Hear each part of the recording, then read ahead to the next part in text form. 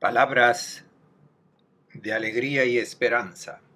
Es el 20 domingo del tiempo ordinario del año B y el Evangelio de Juan 6, 51, 58. Y el comentario es del padre Fernando Armelini. Un buen domingo para todos. La Biblia utiliza muchas metáforas para hablar sobre Dios. Se lo presenta como rey, como pastor, como escudo, como roca, padre, madre. Son imágenes tomadas de nuestro mundo, por tanto, son imágenes muy pobres. Pero es lo que tenemos, otra manera de referirnos a Él no tenemos. Por tanto, debemos tener siempre presente que no podemos dar definiciones de Dios. Debemos hablar sobre Dios con mucha humildad, porque solo podemos comprender muy poco sobre Él. Con todo, tenemos una imagen que quiero mencionar porque nos servirá para comprender el texto evangélico de hoy. Se trata de la imagen del amor esponsal. Es una comparación que fue introducida en la Biblia por el profeta Oseas. Y es una comparación tomada por el evangelista Juan desde el principio, cuando presenta la figura del Bautista. Respondió a los que le preguntaban: ¿tú quién eres? Y el Bautista dice: yo no soy el Mesías y no soy el esposo. Escucho la voz del esposo que está por llegar, pero yo soy el amigo del esposo. Tenemos pues que desde el comienzo esta comparación del esposo aparece en el Evangelio de Juan. Es Dios que viene para que lo vean, para hacerse ver. Cuando el esposo trata de enamorar a la esposa, se presenta en toda su hermosura. Esta es la invitación que hace el Evangelio de Juan para que contemplemos la belleza del rostro de Dios, del Dios amor y solo amor que brilla en el rostro de Jesús. Solo si nos enamoramos de esta belleza uniremos nuestra vida a la suya. Ni Dios ni Cristo quieren establecer con la humanidad una relación como de patrón-siervo, y menos aún la de legislador-súbdito. No, Dios quiere instaurar con la humanidad una relación de amor gratuito, fiel, incondicional, como la del esposo y la esposa. En la primera parte del discurso pronunciado por Jesús en Cafarnaún, sobre el cual hemos reflexionado en los domingos pasados, Jesús se presentó a los judíos como la encarnación del hombre auténtico, encarnación de la sabiduría de Dios, e invitó a los judíos a recibir su persona como propuesta de hombro auténtico. Y Jesús hizo una propuesta esponsal: asimilar esta sabiduría de Dios encarnada en él. Y frente a esto, la reacción de los judíos, que se quedaron sorprendidos. ¿Cómo puede ser que en un hijo de un carpintero se encarne la sabiduría de Dios? Esta es la propuesta que Jesús hizo. ¿Qué espera el enamorado que se presenta en toda su belleza a quien quiere que se convierta en su esposa? Espera un sí, pero este sí no es suficiente. Se necesita un rito para celebrar y santificar esta decisión convenida e irrevocable. Es el rito del matrimonio. Se necesita una celebración.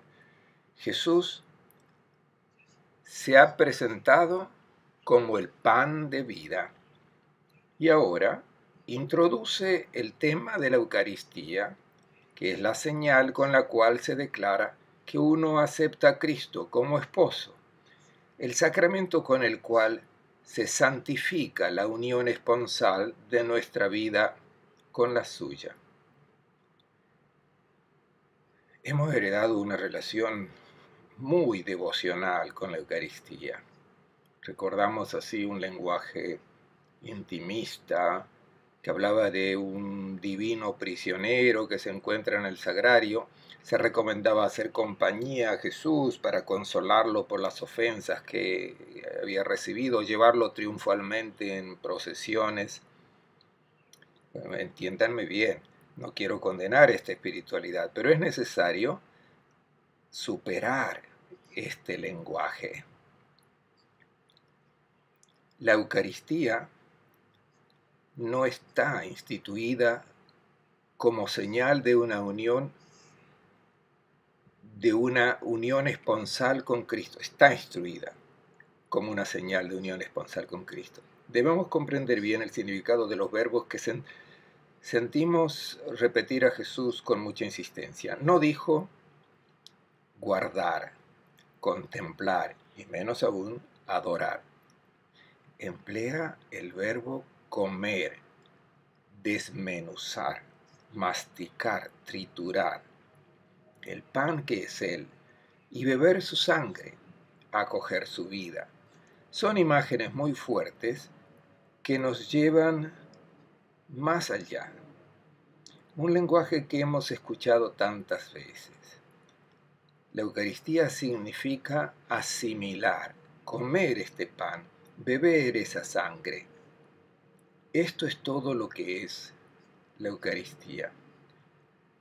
Consagrar una opción esponsal con Cristo. Escuchemos cómo Jesús introduce el tema. En aquel tiempo dice Jesús, yo soy el pan vivo bajado del cielo. Quien coma de ese pan vivirá siempre. El pan que yo doy para la vida del mundo es mi carne. Los judíos se pusieron a discutir cómo puede éste darnos a comer su carne. Cuando el evangelista Juan utiliza el término judíos, no se refiere a los israelitas de Jerusalén del tiempo de Jesús. Indica a aquellos que rechazan la propuesta hecha por Jesús. Recordemos cómo el domingo pasado estos judíos habían reaccionado y refutado lo que Jesús había propuesto. La reacción era de buscar a los otros judíos que pensaban como ellos para convencerse mutuamente de que estaban en lo cierto. Hoy se nos narra una segunda reacción de estos judíos. No van a buscar a otro judío que los confirme en su posición, sino que comienzan a enfrentarse duramente con Jesús. El verbo griego es makonto, que significa combatir. No van más de acuerdo, ni siquiera entre ellos. ¿Cuál era el problema? La pregunta que se hacían, ¿cómo puede éste darnos a comer su carne? Esta expresión, comer la carne de Jesús, nos hace pensar inmediatamente a nosotros en un canibalismo, porque para nosotros la carne son los músculos. Pero a los judíos de Cafarnaún ni siquiera se les había ocurrido pensar en esto, porque el término carne para un semita indica toda la persona, con su fragilidad. La duda que ellos tenían era esta: Jesús es un hombre como nosotros. Es carne frágil, débil, hijo de un carpintero. ¿Cómo puede ser la encarnación de la Torá? Comprendieron muy bien que el pan del que Jesús está hablando es Él, el mensaje de Dios encarnado en Él. Quizás esto nos ayude a comprender. La célebre frase de Ludwig Feuerbach, la persona es lo que come. Nosotros empleamos la misma expresión cuando decimos es un devorador de libros.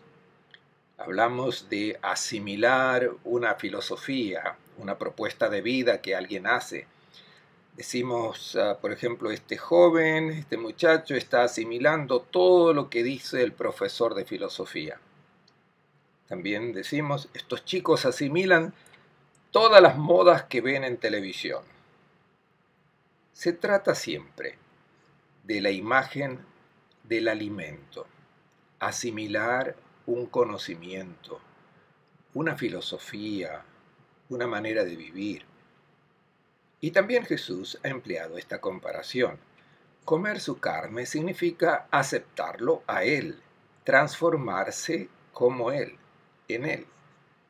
Pero la insistencia de Jesús con el verbo comer comienza a suscitar en los judíos un interrogante, una duda. Que Jesús pida un alimentarse concreto, no solo metafórico. Y tienen razón, han comprendido bien. Jesús está introduciendo una señal que celebra esta unión con su vida. Comerlo a Él, que se hace pan, beber el vino, que es su sangre, señal de su vida entregada, vida que aquellos que se acercan a beber de ese cáliz declaran acogerlo. Les contestó Jesús: les aseguro que si no comen la carne y beben la sangre del Hijo del Hombre, no tendrán vida en ustedes. Quien come mi carne y bebe mi sangre, tiene vida eterna, y yo lo resucitaré en el último día. Mi carne es verdadera comida y mi sangre es verdadera bebida. Quien come mi carne y bebe mi sangre, habita en mí y yo en él.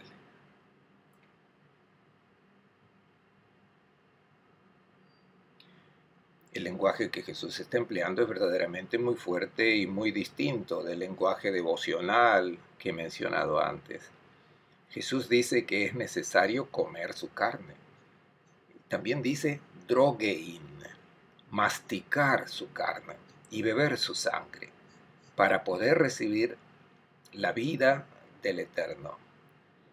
Mi carne es verdadera comida y mi sangre es verdadera bebida. ¿Qué es lo que Jesús está diciendo? Está hablando que de su persona, de su propuesta de vida, no se puede perder nada, ni siquiera una migaja de este pan. Es necesario asimilar toda su persona si se quiere tener la vida del Eterno. Luego pide una segunda cosa, aún más provocativa para un judío: beber su sangre. No hay nada más repugnante para un hebreo que beber la sangre. Muchos textos bíblicos prohíben severamente esta práctica. ¿Y por qué? Porque la sangre, la vida está en la sangre, y la vida pertenece a Dios. Es por esta razón que incluso hoy, cuando matan a un animal para alimentarse, los hebreos lo desangran de la mejor manera posible, porque la sangre es la vida, y la vida pertenece a Dios. De hecho, la devuelven a Dios derramándola por tierra. Cuando se habla de sangre, un semita entiende inmediatamente: beber la sangre significa asimilar la vida de una persona. Jesús no invita a beber la sangre material, por supuesto, sino de acoger su vida y beber del cáliz del vino consagrado. Significa lo siguiente: significa declaro que acepto en mí tu propuesta de vida. Y esto es la Eucaristía y no otra cosa. Sabemos muy bien cuál fue la vida de Jesús: un don de amor hasta la última gota de su sangre. Y la propuesta que hace Jesús es la de asimilar su amor. Recordemos, por ejemplo, cómo Israel ha hecho alianza con Dios en el Sinaí, cuando, sirviéndose de la sangre de animales, la mitad de la sangre era derramada sobre el altar y la otra mitad sobre 12 piedras que representaban a las 12 tribus de Israel. Indicaba la unión de vida entre Dios y el pueblo. Estaba santificada la alianza. En la Eucaristía, cuando se bebe de ese cáliz, significa que se acepta la propuesta hecha por Jesús. Se acepta su persona en nosotros y la consecuencia de esta unión esponsal, dice Jesús, quien mastica mi carne, nuevamente el verbo trogein, y bebe mi sangre, vive en mí y yo en él. Este verbo vivir es muy importante en el Evangelio de Juan. Indica la unión en una única vida del creyente con Jesús. Estamos unidos como sarmientos a la vid. Corre una única savia, una única sangre que es el Espíritu, que es la vida divina que luego debe transparentar concretamente en el comportamiento de toda persona. No se trata de una vida biológica como la del prehumano, es la vida del Hijo de Dios, ya que fluye una única sangre en Cristo y en nosotros. Un enamorado lleva dentro de sí a la persona amada. Esto es lo que Jesús está diciendo utilizando el verbo vive en mí. Como el Padre que me envió vive y yo vivo por el Padre, así quien me come vivirá por mí. Este es el pan bajado del cielo, y no es como el que comieron sus padres y murieron. Quien come de este pan vivirá para siempre.